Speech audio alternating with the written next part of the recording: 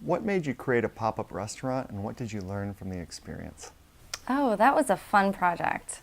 So I ran a pop-up restaurant in a restaurant that a new acquaintance, new friend, was the chef at for a while, and it was really fun. It was a collaboration with somebody I'd never worked with before.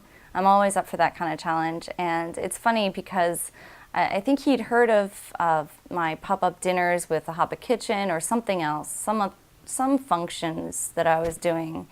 And he just approached me and asked, hey, I really want to do I'm really inspired. I want to do pop-ups at this restaurant because they were actually a cafe and they're open during the day. They close at 6.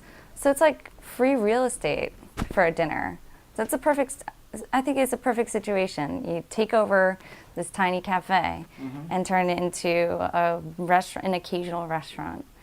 So I highly encourage anyone to try that. How did you handle the experience kind of cooking for a larger crowd and a faster changing crowd?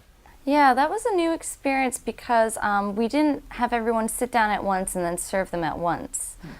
So the chef I was working with, Josh, he just wanted to do it like a regular restaurant. So people walk in, you can take reservations too.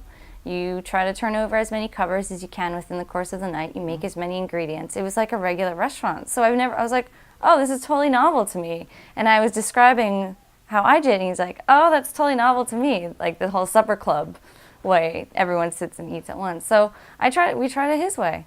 And that was a new learning experience for me.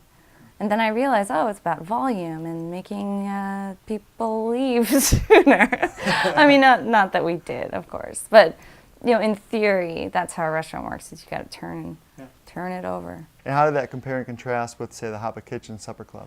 Hapa Kitchen Supper Club was more of like a wandering salon of totally different, unique experiences. And one of the things we did was it was always in a different atmosphere. Like, atmosphere was pretty important. So our first dinner was out in a farm in Queens County Farm Museum.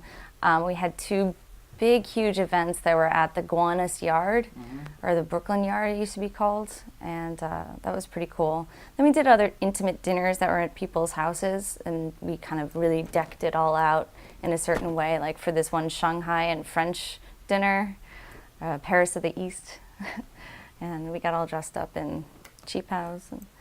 Yeah, so I mean, that was the theme for that club, but having it always in the same place, but different menus. That was the pop-up concept for Milk Bar, which is the restaurant we used.